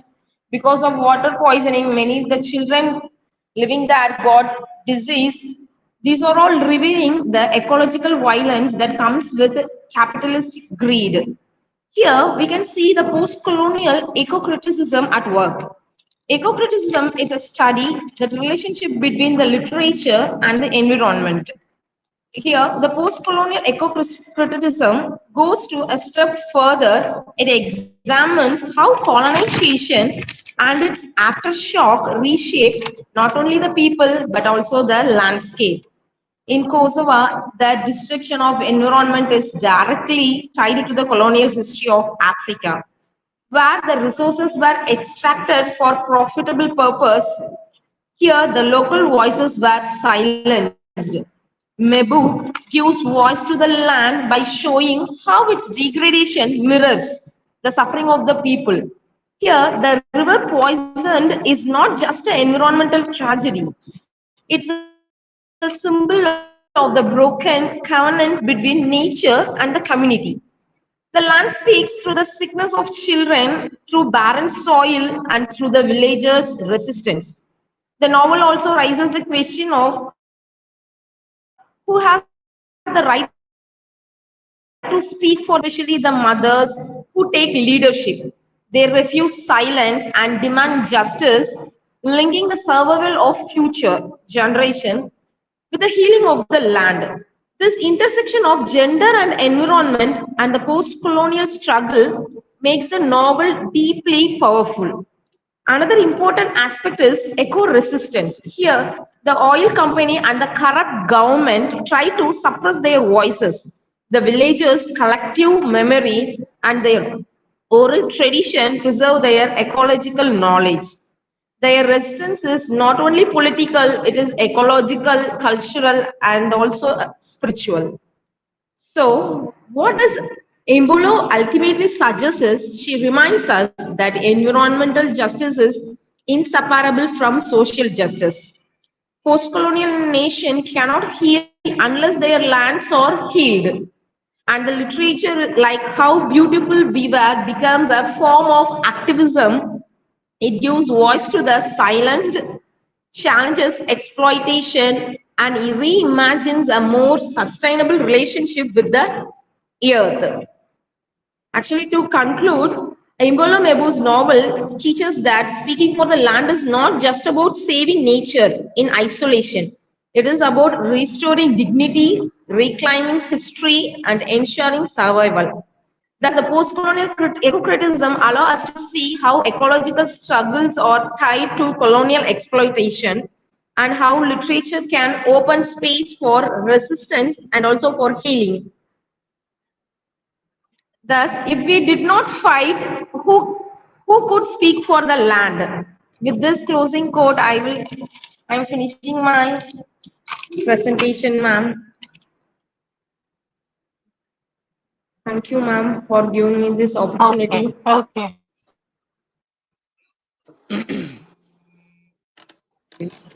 So it was on it was an eco-critical paper, right? On eco-criticism, and you were voicing out Yeah, how to voice for nature, and speaking for the land is not just enough. You have to. It is not just a voice ma'am. for eco-criticism. It is also a voice for dignity and belonging, right, Yes, ma'am? ma'am. Kali, Yes, ma'am. ma'am. Okay, that was really Yes, nice. ma'am. And Yeah. you knew, you had seen. It was a new dimension that you were working in your paper. So really good. Thank you, Wish ma'am. that you do more. You delve more. You go more deeper into such kind of a research. Thank you so much, ma'am, Kali, ma'am. Yeah. Sure, ma'am. Thank you so much. Thank you for the opportunity. Thank you for all my lovable professors. Thank you, ma'am. Thank you. So now the next Satya Prabha, are you again inside? Is the next presenter is Satya Prabha, ma'am? Ah, yes.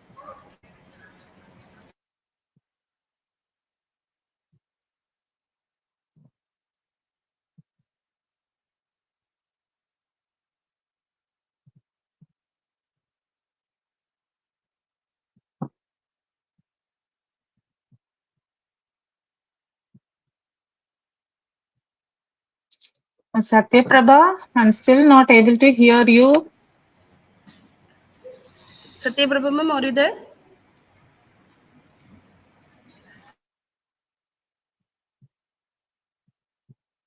In volume, if you volume either raise panna, you can raise it. Just check.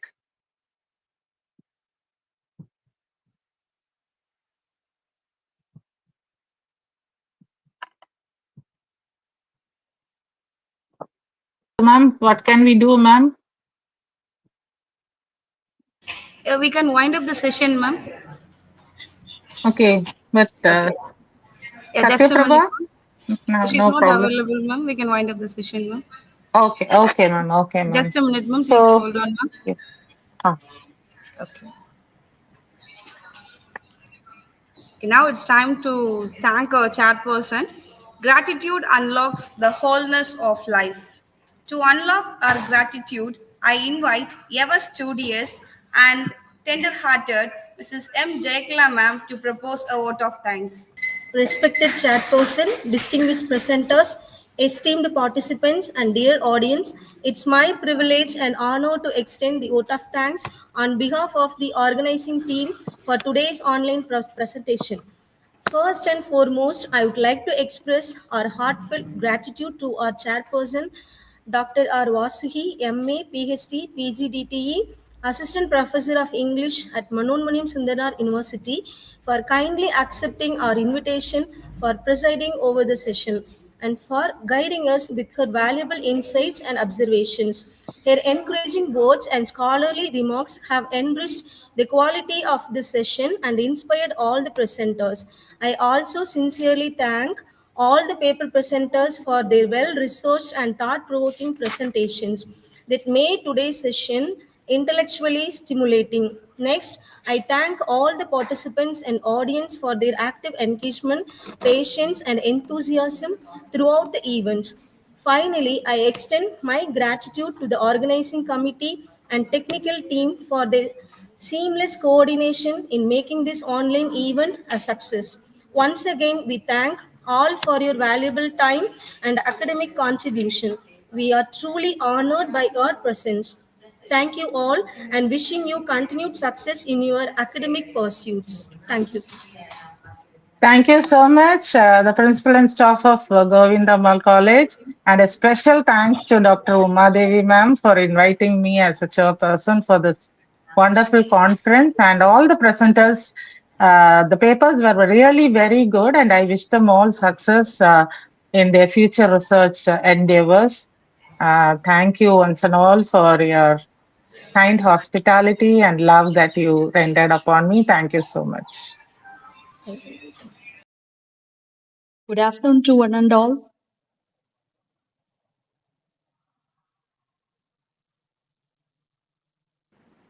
Good afternoon, ma'am. Yeah, thank you, ma'am. Thank you. I am audible now. Yes, ma'am. Yeah.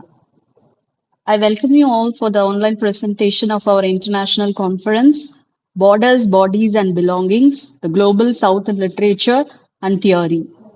Hope you have enjoyed the morning session. Now, I call one by one to this session for presenting your paper. You can just go on with your themes of the content you have been research over the topic borders, bodies, and belongings. You can take up to 2 minutes for presenting the main theme. Is it okay, ma'am? Yes, ma'am. Okay, ma'am. Okay. Yeah. Thank you, ma'am. Dr. Chandra, ma'am, can you able to present now? Yes, ma'am. Yes, ma'am. Definitely. Yeah, thank you, ma'am. You can start now, So, ma'am. good afternoon, everyone. Ma'am, yes, ma'am. Yes, ma'am. Good afternoon, everyone. This is Dr. V. Chandra from the Department of English, Vellalar College for Women, and my title is The Power of Resistance, Nelson Mandela's Legacy in Long Walk to Freedom. So about my paper as an overview, so I have chosen Long Walk to Freedom, which is an autobiography written by Nelson Mandela.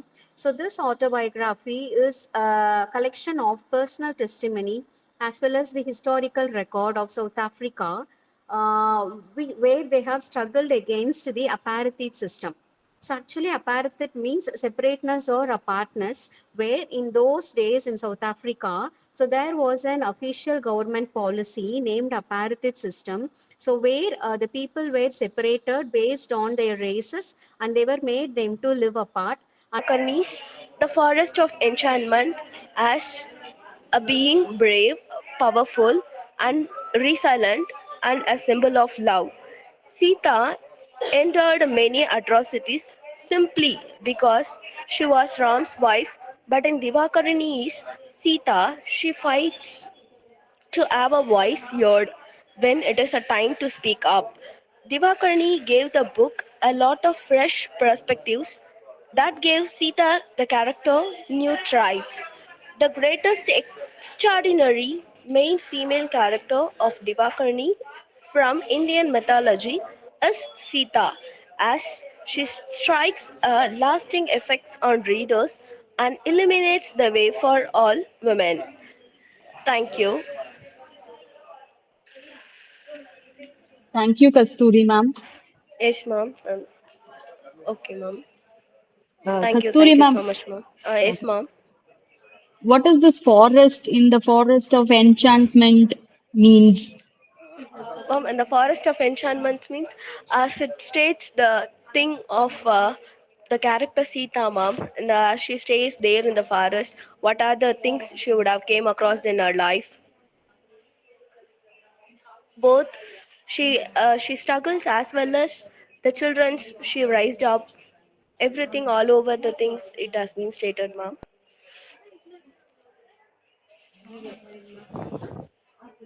What do you think about Sita give some kind of a feminist perspective to other females like us? Yes, ma'am. As the character Sita, she used to undergo so much of struggles in her life as a daughter, as a wife, as a princess.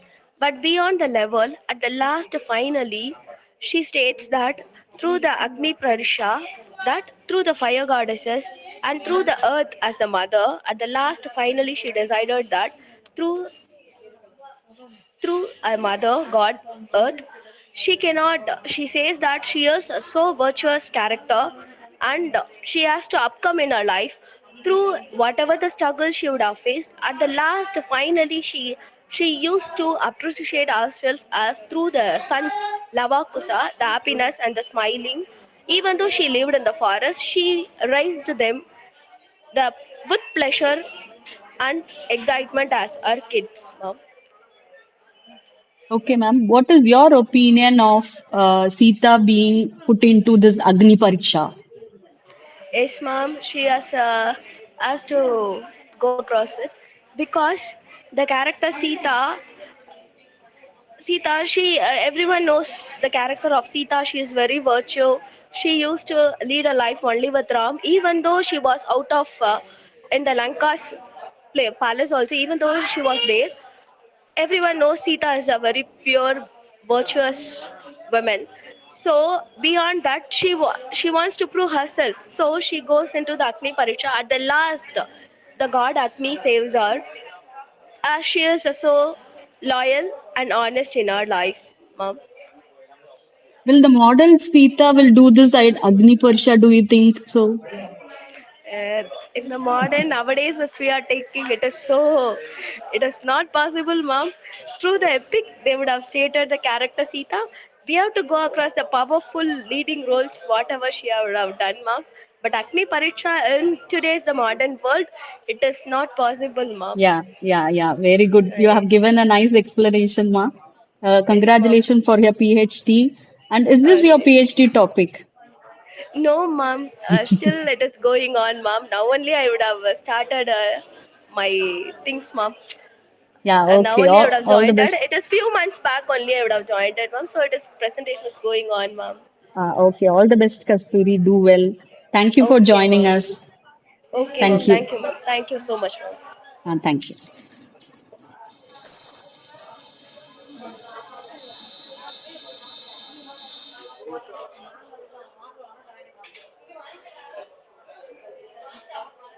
Next, Logapriya.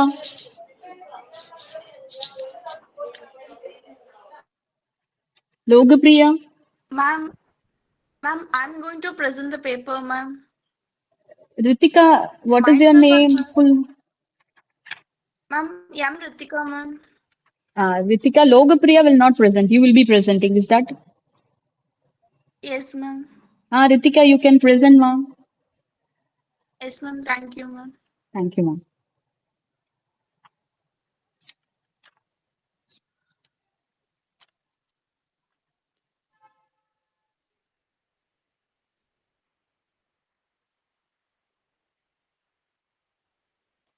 Am I audible, ma'am? Yes, ma, you are audible. Your Good presentation is afternoon. visible. Yes, ma'am.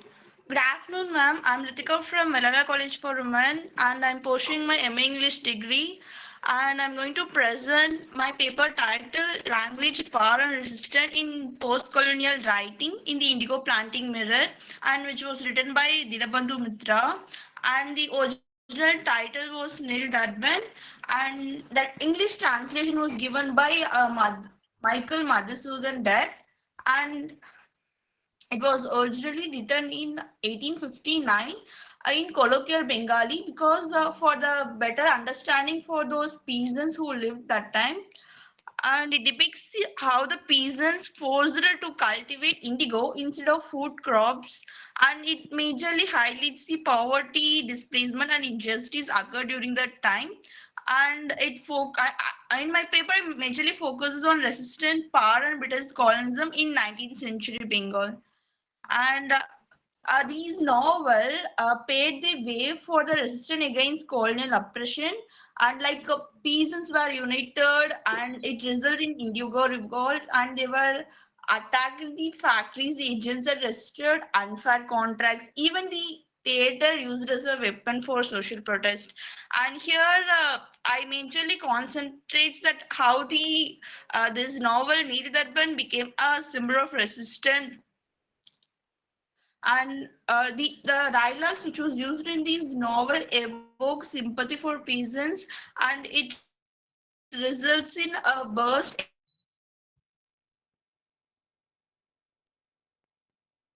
and I explored paper through three theories. First, Marxist theory, which deals with a class struggle between British planters and Bengali peasants. And it deals with how the farmers economically exploited, and it resulted in poverty, and how the indigo plantation drained soil fertility.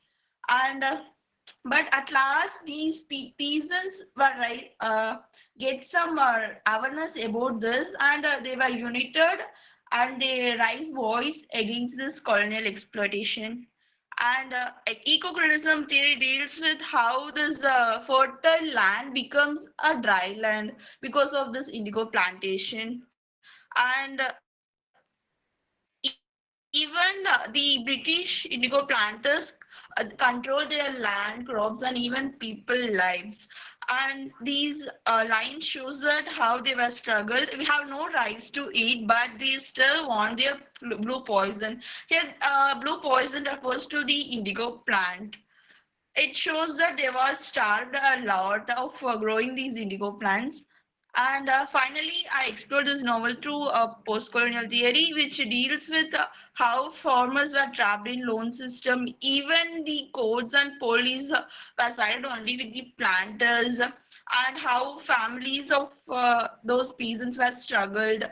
Uh, these lines like in the court, truth has no voice unless it speaks in English, and for the sahibs it shows that how truth only supports for the English and sahibs during that time, and peasants were overly dominated by the British. And I conclude with some points that we have to abolish the exploitative loan system that trapped peasants in debt, and we have to spread awareness widely among the society about these peasants, and we have to provide fair wages and fair market prices, and we have to use literature, theatre, and journalism as a tool to spread awareness, and we have to encourage the unity among peasants to resist exploitation collectively. And in my research paper, I examines how this text not only reflected the Indigo revolt, but also it became a catalyst for social awareness and reform. And it reflects the harsh realities of peasants during that time, and it acts as a mirror of truth that exposed injustice, and it also challenged the colonial rule. And through theater literature, they have exposed their injustice, and it showed the first seed of India's freedom. And thank you for opportunity for presenting the slide, ma'am. Thank you, Ritika and Logopriya. Your title was very good, and your title, Language, Power, and Resistance. Is that Yes, ma'am. what does the term language represent here? Because you are concentrating about some kind of a revolt called Indigo Revolt. But what was that language represent? Ma'am, here these plays were written in simple colloquial Bengali language, ma'am. which helps to create awareness among the people, ma'am. So we have chosen the theme language, ma'am. Like those dialogues evoke the independence to resist among the British, ma'am. These language paved the big way for them, ma'am. So we have chosen the language as a theme, ma'am. Thank you, dear. So actually, while you are presenting, you are going with so many theories like eco-criticism theory, and there were so many theories you have used. Is that? Yes, ma'am. So actually, all the theories have been applied to this particular play. Yes, ma'am. Okay, dear. Okay. But when you are concentrating on an article like this, so you have to write according to one kind of a theory you have to focus. Okay. You don't focus on so Yes, many ma'am. theories. Okay. Yes, ma'am. Thank you, ma'am. Thank you, dear. That was a nice presentation and nice meeting you all.